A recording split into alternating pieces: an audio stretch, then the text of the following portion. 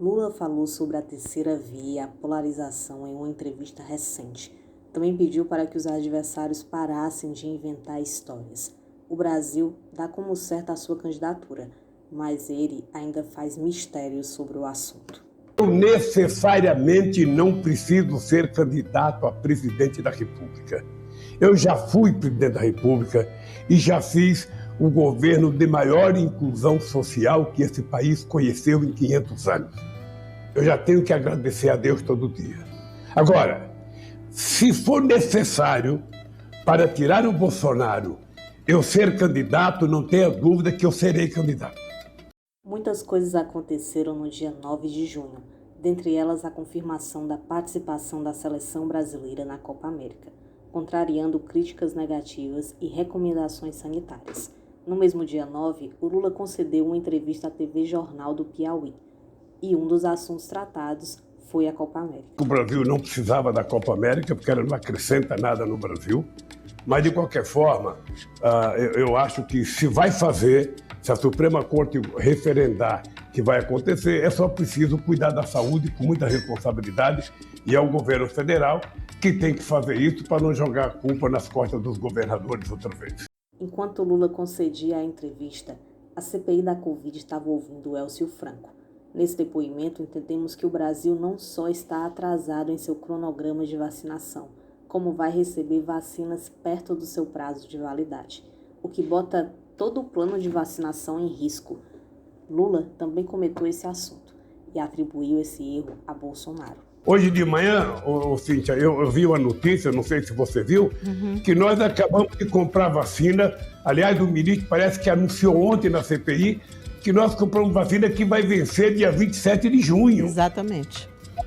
Ou seja, significa que a gente vai comprar um lote, é como se você fosse no supermercado comprar um produto que está para vencer e você tivesse que consumir tudo num único dia. Então, veja, tudo isso porque nós somos irresponsáveis, tudo isso porque não foi cuidado direito e tudo isso porque o presidente da República não tem o menor humanismo dentro dele. Ele continua tratando isso como se fosse, sabe, uma doencinha, uma gripezinha. Outro argumento que ele usou para responsabilizar diretamente o então presidente pela péssima gestão do governo federal na pandemia foi que antes mesmo de tudo começar, o governo já vinha subestimando as campanhas de vacinação. O Brasil tem gente preparada para isso. Acho que o Brasil é um dos países mais preparados do mundo em se tratando de vacinação. No primeiro ano do governo Bolsonaro, foi o único ano que a gente não vacinou todas as pessoas como a gente vinha vacinando sempre.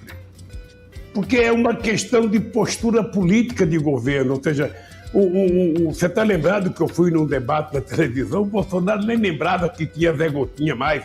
Depois que eu falei do Zé Gotinha, começaram a utilizar Zé Gotinha em propaganda todo dia.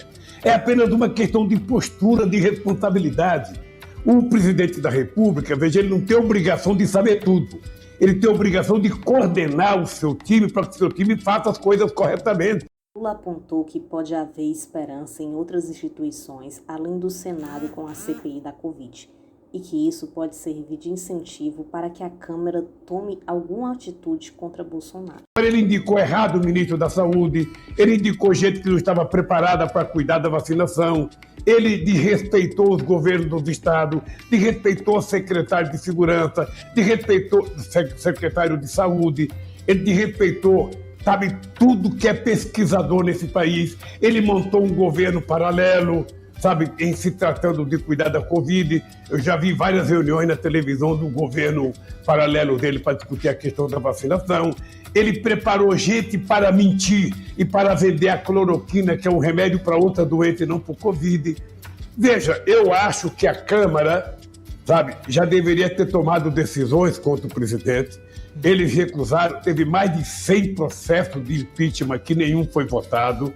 Ainda tem processo de impeachment que a Câmara tem que tomar uma decisão e colocar em votação. Eu não sei qual será o relatório final da CPI, mas o relatório final da CPI não pode ser bom para o presidente Bolsonaro, que finge que não é com ele, que ainda continua brincando, que ainda continua desrespeitando, sabe, o comportamento em que a ciência nos ensina. Por favor, não não faça aglomeração, use máscara, lave a mão todo dia, ou seja, até isso ele desrespeita. Assim. Então, as instituições vão ter que tomar conta disso. Ou tem um relatório da CPI que peça uma punição ao Bolsonaro, ou a Câmara pega um dos processos que tem de impeachment e coloca em votação, porque não é possível que a gente tenha um presidente da República, não é esse o papel do presidente, de respeitando todo santo dia as instituições e tentando jogar a sociedade contra as instituições. Ora ele ofende a Câmara, ora ele ofende, o Senado, ora ele ofende a Suprema Corte, ora ele ofende a sociedade civil. Um presidente da República que nunca se reuniu com os trabalhadores, nunca se reuniu com os sindicatos, nunca se reuniu com os sem terra, nunca se reuniu com pequenos agricultores, nunca se reuniu com os sem teto, nunca se reuniu com reitores, nunca se reuniu com ninguém da educação. Ou seja, um presidente que só se reúne na frente do seu celular para fazer fake news ou com as pessoas que frequentam aquilo que nós chamamos de os profissionais do chiqueirinho. As pessoas que vão todo dia de manhã para fazer as perguntas para ele poder fazer os fake news dele. Como um impeachment parece improvável, a solução que resta é a via eleitoral. E com as falas de Lula, ele sugere que é para as eleições que ele vem se preparando. Sua agenda está repleta de compromissos que sugerem alianças políticas. Acontece que Lula tem alguns obstáculos pela frente, como as teorias de conspiração propagadas por Bolsonaro e seus aliados. Imaginou se o PT um dia voltar ao governo, quanto dá plantar de maconha ali? Ó?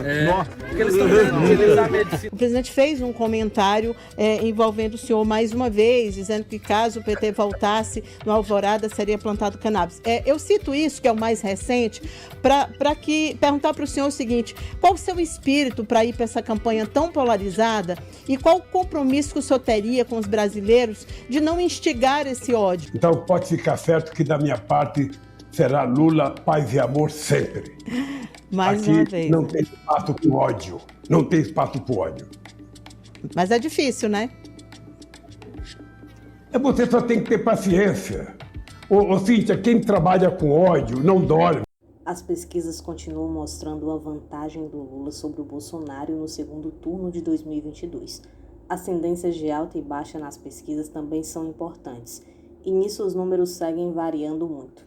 Segundo estudiosos, a prioridade é tirar Bolsonaro antes e aguentar o choque que vai vir com a sua saída. Marcos Nobre, em uma recente entrevista, explica bem essa situação. É a ameaça de acabar com a democracia, porque se o Bolsonaro se reeleger, a democracia no Brasil acabou. Ele vai seguir o mesmo roteiro da Polônia, da Hungria, da Turquia, das Filipinas, que no segundo mandato fecharam o regime. Ele já está dando todas as indicações. A verdade é que os desejos autoritários deste governo não são secretos.